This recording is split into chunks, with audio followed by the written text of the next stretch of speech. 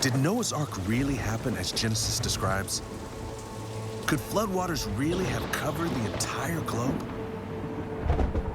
Was God so angry with humans that he destroyed almost every living creature on Earth? If the flood did happen as Genesis describes, what does that reveal about our lives and purpose on Earth? And could it happen again?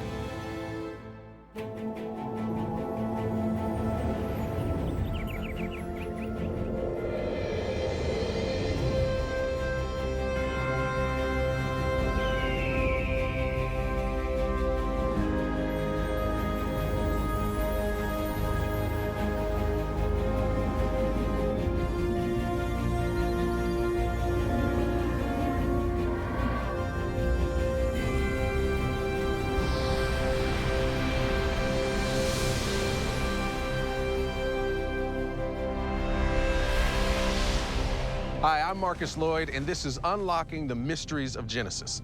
Now, in this series, we have been exploring the first book of the Bible and seeing that there's more information and more truth in it than we could have ever imagined.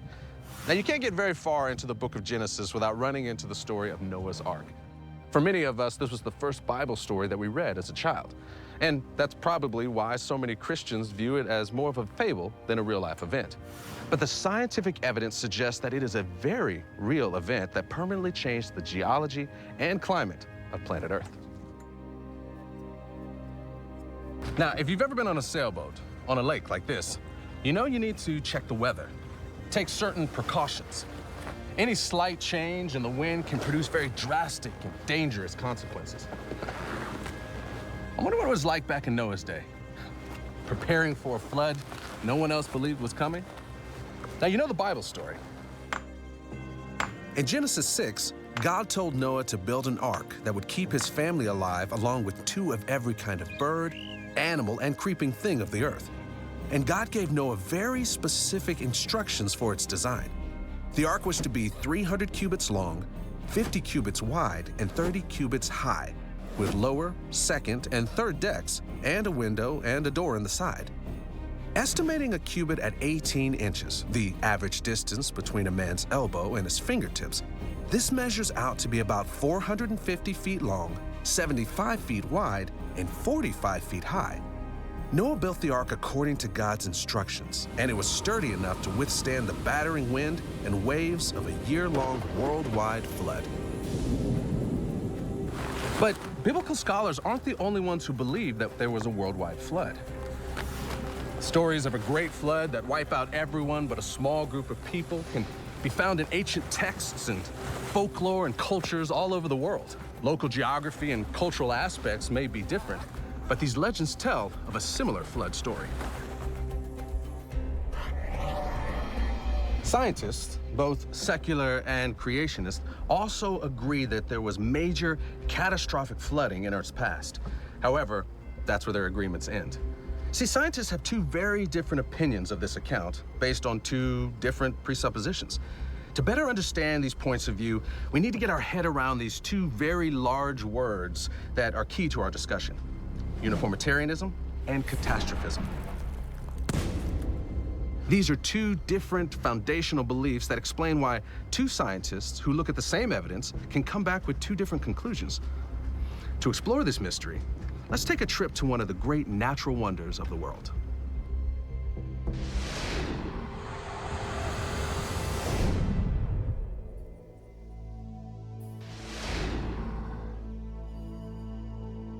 So we've come to the Grand Canyon to see ancient evidence of the destructive power of water. But let's look at that word uniformitarianism again. It explains the idea that the processes of erosion and deposition that exist today have always existed and always function the same way and at the same rate everywhere on Earth. An easier way to say this is that the present is a key to the past. This concept underlies the belief that our world is billions of years old. Secular scientists believe that a single layer of geological strata represents a significant amount of time, even millions of years of Earth's activity. These secular scientists acknowledge that the landscape has changed over these millions of years, but maintain that the change has been slow and gradual and happened at a fairly constant rate. Does that sound familiar? That's because if you apply the uniformitarian point of view to biology, you get the theory of evolution. So, what would a uniformitarian have to say about Noah's flood? They'd say it never happened.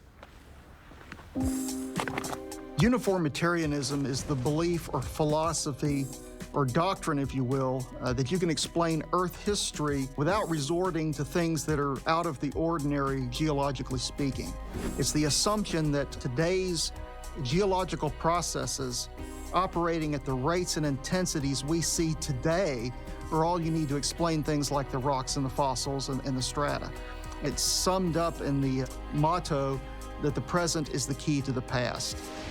According to the uniformitarian view, the Grand Canyon was gradually carved by the Colorado River beginning about 17 million years ago. But what if the present isn't the key to the past? Creation scientists see the world in the opposite way. They see the past as being very different than what we see now, and don't assume that all the processes happened the same way and at the same rate as they do today. That's because between what we see now and what we would have seen then, there's been a world-altering catastrophe that's resulted in the geological formations that you see here.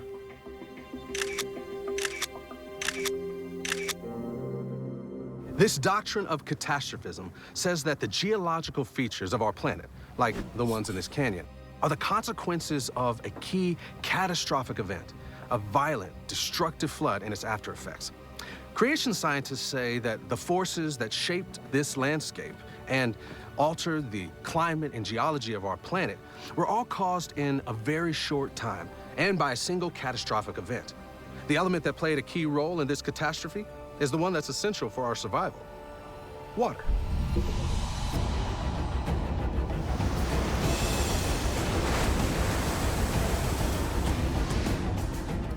When we think about a flood, we tend to think about a heavy rain that causes a river to rise above its banks and flood streets and homes. We don't always think about the extremely destructive power of water, like when a dam breaks and a raging torrent of water crashes down.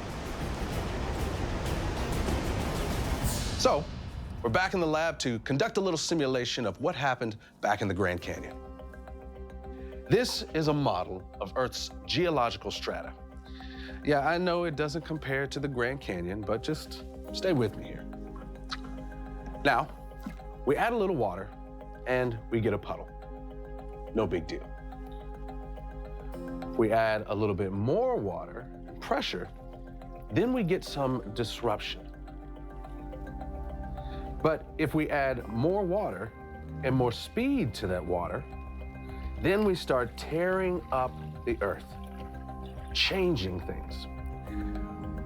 We are, in fact, creating a catastrophe. So that's the power of water. It makes things wet, but it can also destroy them in its wake. Could the waters of Noah's flood have been so forceful that canyons were quickly carved out of the earth like the sand in this fish tank? How destructive was it? The canyon itself was cut just after the flood as a large lake to the east in the Four Corners area, covering much of Arizona, New Mexico, Colorado, and Utah, spilled over its western bank and rapidly carved a canyon more than a mile deep through the layered sediments. And this unfolded in a matter of a few days' time. Based on this and other evidence, creation scientists believe that the Grand Canyon was not the result of gradual erosion, but the result of the catastrophe of Noah's flood.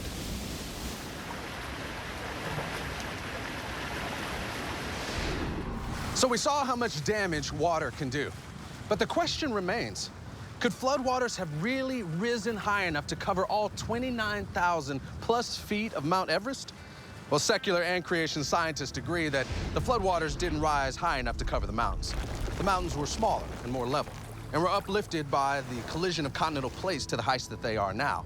Sedimentary layers containing marine creatures were also uplifted to the higher elevations. That's how come we can find fossils of sea creatures atop the mountains of the Himalayas. But how and when did this uplift happen? And for that matter, where did all the sedimentary layers and water come from? Well, it turns out that both of those questions can be answered the same way. We expect that water came from the usual place, the sky. It rained for 40 days, all day long, all night long, pounding, hurricane-like torrential rain. But the picture's different now. You see, in fact, most of the water didn't come from above. It came from someplace else.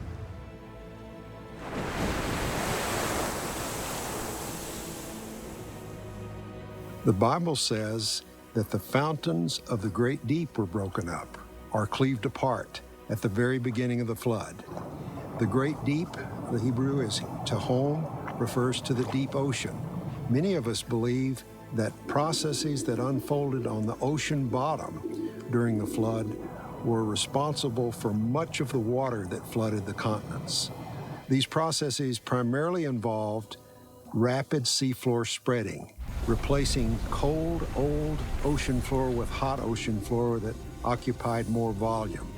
And that increased volume of the ocean floor displaced water that had been in the deep ocean up onto the continents. It caused the world sea level to rise. So we believe that that was a major source, if not the major source of the water that flooded over the continents.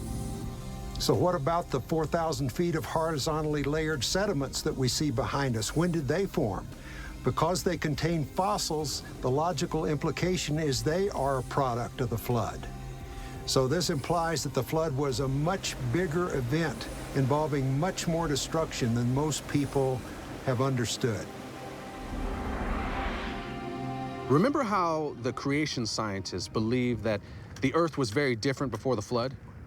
Well, both creation scientists and secular scientists generally agree that the continents were all a part of a large supercontinent, and that at some point, and for some reason, this huge continent broke up into continents that are shaped and located where we find them today.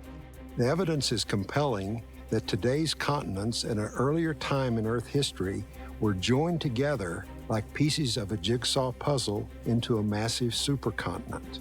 We're convinced from the fossil evidence that a supercontinent existed at the beginning of the flood and also briefly during the middle of the flood. What this implies is that there was a tremendous amount of plate motion during the flood itself. For example, North and South America are roughly 3,000 miles away from Europe and Africa. During the flood, at least 3,000 miles of seafloor spreading took place just in the Atlantic part of the world. Now, was this a slow and gradual process, as the uniformitarian point of view might say? Or was this a result of a catastrophe? The plate velocities were much higher than they are today. Instead of 1 or 2 inches per year, during the flood, the plate velocities were on the order of 5 or so miles per hour. And where did all that water go? As the plate velocities at the end of the flood decreased, the oceans deepened, and the water that had been flooding the continents simply ran back into the ocean basins. You see now why these two worldviews are so different. One says slow and gradual, and the other says fast and cataclysmic. In many ways, we explore Noah's flood because the cataclysmic flood answers so many questions about why our planet is how it is today. You see, you have to add billions of years and leave a lot of questions unanswered to explain our history without a flood. But when you include a flood into the equation, all of a sudden, many questions are answered and things just fall into place. The flood also explains something that has eluded scientists for centuries. What caused the Ice Age? You see, scientists agree that at least one ice age happened. And as it turns out, a worldwide flood creates the perfect conditions for an ice age, such as a change in the Earth's atmosphere and oceans. Since this is such an important topic, we're going to study the Ice Age in another episode. Now, depending on your point of view, you believe that these processes either happened thousands of years ago or millions of years ago. But there's one modern-day catastrophe that will take all of this talk about a worldwide flood from theory to reality. Mount St. Helens, which is a volcano in Washington state, erupted in May of 1980 Many people remember that eruption because it was very well publicized and covered by the press. And Mount St. Helens is very exciting for creation scientists because it demonstrates that much geological work can be done in a very short amount of time. Not just the initial eruption itself in May of 1980, but there were subsequent eruptions later on and subsequent geological activity that occurred later. For one thing, about 2 years after that initial eruption, there was some mud flows that actually carved out a canyon that is essentially a 1/40th scale model of the Grand Canyon, and it happened in a single day. And people may have heard of the petrified forest at Yellowstone National Park. And the conventional thinking is that those trees are forests that grew there in place. They were covered by ash, volcanic ash. They became petrified. Over time, another forest grew up in place. It was covered in ash. It got petrified, and so on and so forth. And if you look at the number of layers that you have at Yellowstone National Park, you're looking at a time scale of maybe 40,000 years. And obviously, that does not fit the Bible's relatively short time scale of about 6,000 years. So the reason Mount St. Helens is so exciting is that as a result of that eruption, you ended up with millions of logs that were floating in Spirit Lake. And if you remember the eruption, you probably remember seeing aerial footage of just millions of logs that were just floating in these log mats on the lake. And what happened is that these logs became waterlogged and they began to rotate upright and they would sink down into the lake. And so you ended up with all these tree stumps that are vertical in the sediment, very similar to what we see at Yellowstone National Park. So we think we now see at Mount St. Helens how that petrified forest was actually formed. So you have basically arguments for an old Earth that Mount St. Helens has really done a lot to topple. So this is a strong exhibit for the fact that lots of geological work can be done in a very short time.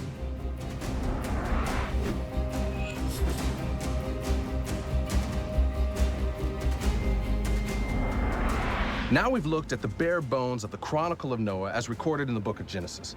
And as we talked about Noah and the mechanics of the flood, what we were actually talking more about is how we look at our world. Uniformitarianism or catastrophism. Local, small, gradual changes or a worldwide, all-at-once catastrophe. And we may not all be scientists, but we all have to choose which way we're going to look at this.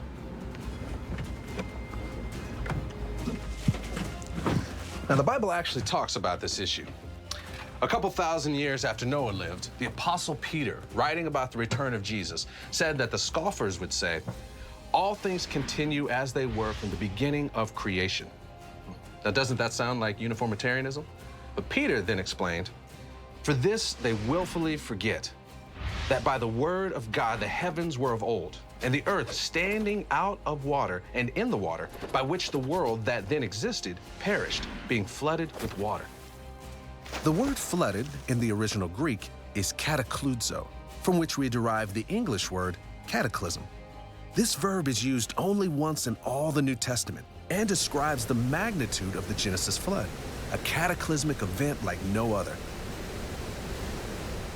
The flood was an event so profound, it's been remembered in folklore and religious texts in cultures around the world. The Bible points out that people willfully forget that the flood ever happened. And that's what people are thinking today, saying that the flood didn't exist. Choosing to be willfully ignorant of the very compelling evidence that Noah's flood was real. So in looking at the Bible and what it has to say about the flood, it says a lot. Dimensions of the ark, geological details and such, but mostly it says that we should take the worldwide flood very seriously, knowing that it really happened. You know what I love about Genesis? That since it's the first book in the Bible, it sets up many themes that will later be played out in the rest of the scriptures. Now, it may not be apparent at first glance, but Noah's story sets up a theme and a pattern of Jesus spiritually rescuing us. Now, the Bible tells us that we're a lot like Noah. I mean, he spent decades building an ark. And every day he came outside and he looked at the sky and he saw the bright sunshine. Now, he could have easily stopped building, just assuming that the sunshine would always continue. But Noah knew that there was a tsunami on its way. Likewise, the Bible tells us that we are separated from God because of the wrongs that we've done. Now, nobody likes to talk about that. But then again, the Bible tells us that nobody wanted to talk about the coming flood either.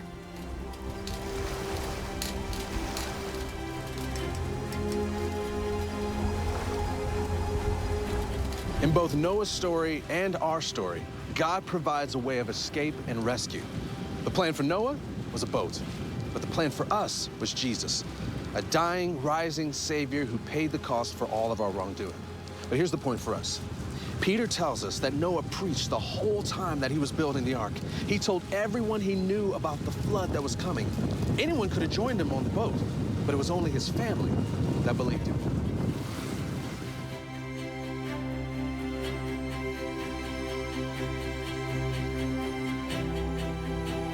You know, it takes courage to go against popular opinion and stand up for your faith like Noah did. The scientific evidence that creation scientists are uncovering indicate that many of the events described in Genesis are more than just a great adventure story. We'll see in other episodes the profound effect that Noah's flood had on the Earth's climate, on geology, and on human civilization. Much of the evidence for an ancient Earth is based on calculations that assume Earth's processes never change. But we've just seen compelling evidence that sometimes they do change. In the next episode, we'll explore the age of the Earth and investigate evidence that throws the entire timeline of Earth's physical history into doubt. So why does it even matter whether the Earth is billions of years old or just a few thousand? Keep watching as we unlock these and other mysteries of the book of Genesis.